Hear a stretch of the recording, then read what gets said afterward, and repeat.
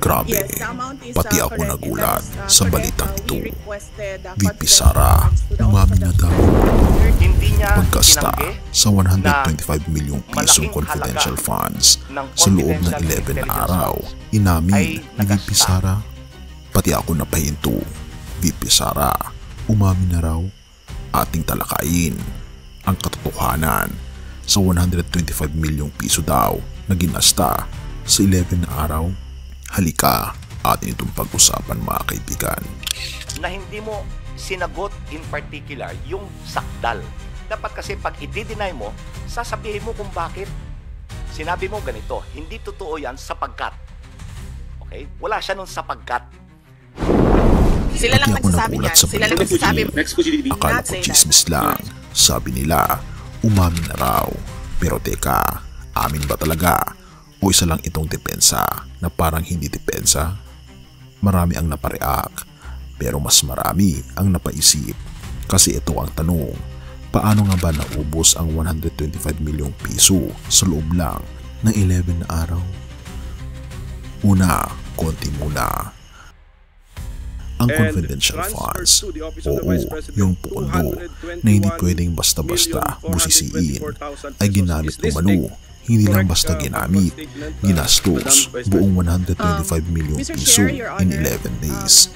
Walang breakdown, walang resibo, walang detalye. Pero may sagot si VP Sara. Sagot nga ba talaga? O isa lang itong general denial? Pero teka, ano nga ba ang ibig sabihin ng general denial? Sabi ng batas, ayon sa mga legal expert, kapag general denial lang ang sagot mo, ibig sabihin hindi mo talaga sinagot, hindi mo kinontra ang detalye, hindi mo binigyan ng paliwanag. Basta itinanggi lang. Ating panoorin ang binanggit ni Atty. Bukoy patungkol sa bagay na ito. Hindi ko niya sinagot yung mga factual allegations. Sinabi lang niya, hindi totoo yan. Ang problema sa general denial, na hindi mo sinagot in particular yung sakdal. Dapat kasi pag i-deny mo, sasabihin mo kung bakit. Sinabi mo ganito, hindi totoo yan sapagkat. Okay? Wala siya nun sapagkat. Ngayon ho, sa batas, ang general denial is considered an admission.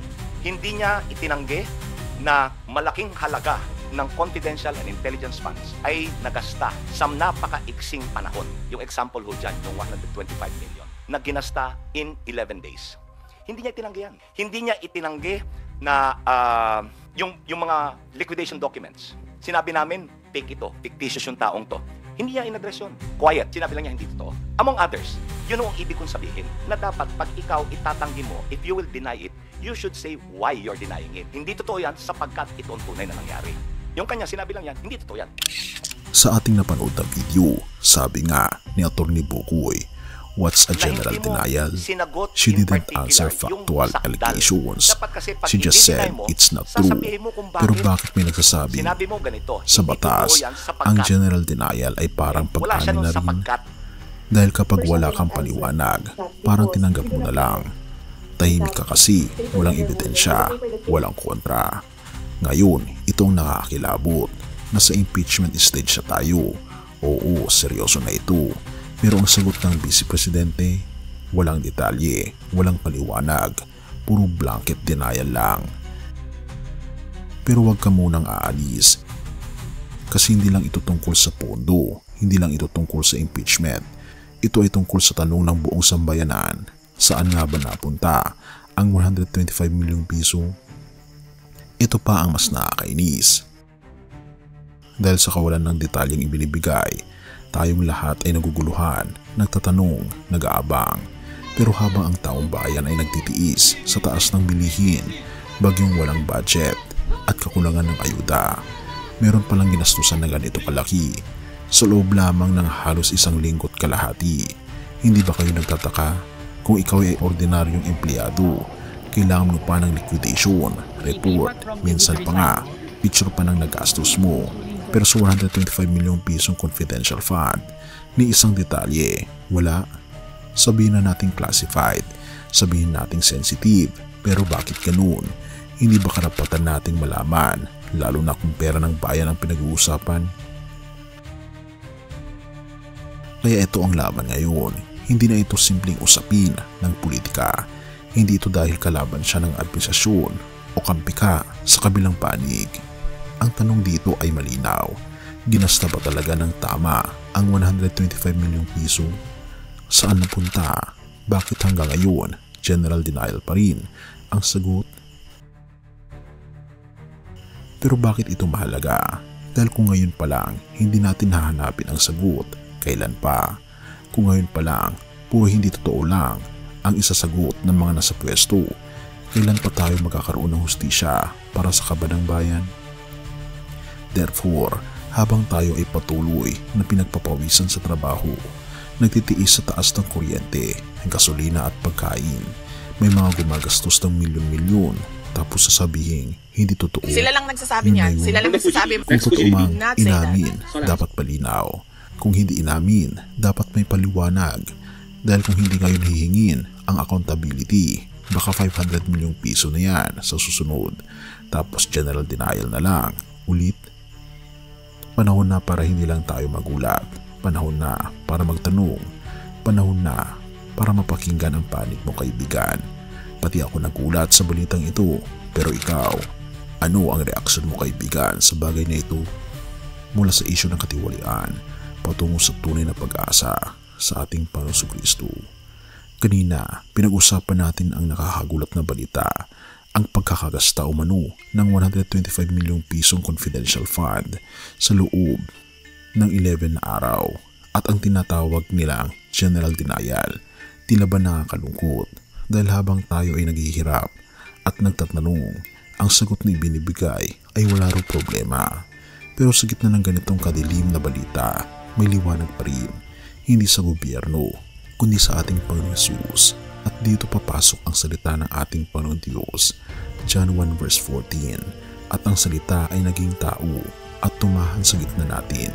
Siya ay puspos ng biyaya at katotohanan. Nakita namin ang kanyang kalulatian, ang kalulatian ng bugtong na anak na mula sa Ama. Habang ang mundo ay puno ng kasinungalingan, pagtatakip at pagpapalusot, ang ating Panginoon Jesus ay hindi kailanman nagtago ng kanyang intensyon. Hindi siya gumawa ng blanket denial. Sa halip, siya mismo ang naging katotohanan. Ang ating Panginoon Diyos ay hindi na natiling lihim. Siya ay bumaba bilang tao, tumahan sa gitna natin, at ipinakita niya ng buong buo ang kanyang awa at pag-ibig. Hindi natin kailangang manghula kung saan napunta ang kanyang kabutihan. Hindi natin kailangang maghintay ng liquidation report para malaman kung paano niya tayo minahal, dahil ipinakita niya ito sa krus. Dahil doon niya ginastos ang kanyang buhay, hindi sa 11 na araw lang, kundi sa buong ministeryo niya hanggang sa huling patak ng dugo. John 3 verse 16. Sapagkat gayon na lamang ang pag-ibig ng Diyos sa sanlibutan, na binigay niya ang kanyang bugtong na anak, upang ang sinumang sumampalataya sa kanya ay hindi mapahamak, kundi magkaroon ng buhay na walang hanggan. Hindi ito confidential fund, ito ay sacrificial fund. Ipinagkaloob sa atin ng Diyos Ama, hindi para sa sariling kapakinabangan, kundi para tayo ay maligtas. Kung nasasaktan ka dahil sa kawalan ng hustisya, kung napapagod ka sa paulit-ulit na balita ng katiwalian, kung nawawalan ka ng tiwala sa mga pinuno, lumapit tayo sa ating Panginoon Jesus. Dahil siya ang ating Panginoon Diyos na hindi kailanman nagtago ng totoo. Siya ang hari na hindi nagtatago ng kaba ng yaman, kundi ibinuhos mismo ang kanyang sarili para sa atin. Purihin ang ating Panginoon Diyos at tayo manalangin. Ama naming Diyos na makapangyarihan sa lahat, sa gitna po ng kasinungalingan ng mundo, ikaw lamang ang aming katotohanan.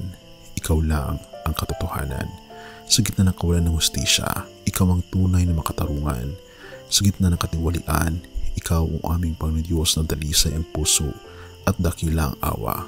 Ipaalala niyo po sa amin na ang tunay na yaman ay hindi nasa kaba ng bayan, kundi nasa puso mong puspos ng pagmamahal. Palitan niyo po ng pagkadismaya ng pananalig ang aming mga puso at bigyan niyo po kami ng puso na laging umaasa sa iyo, hindi sa mga lider ng lupa.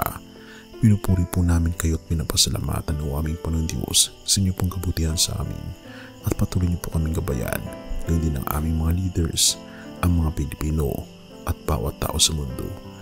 Iligtas niyo po kami, Panginoong Diyos, at tulungang tanggapin ang aming Panginoon sa aming buhay mula ngayon at magpakailanman. At salamat po sa pagdinig ng aming mga panalangin at patawarin po kami sa lahat ng aming pagkukulang at pagkakasala, sapagkat ito po ang aming samot hiling sa matamis na pangalan ng aming Panginoon Jesus. Amen. Bago natin ipagpatuloy, kaibigan, siya nga pala ang Great Controversy, na isa sa mga pinaka-kontrobersyal na libro dahil tumutukoy ito sa mga propesiya sa libro ng Daniel at Revelation na nagaganap na sa panahon natin ngayon.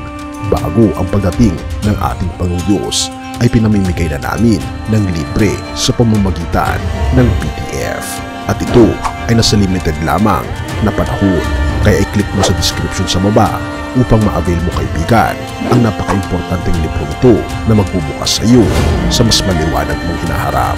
Purihin ang ating Panginoong Diyos at tayo magpatuloy.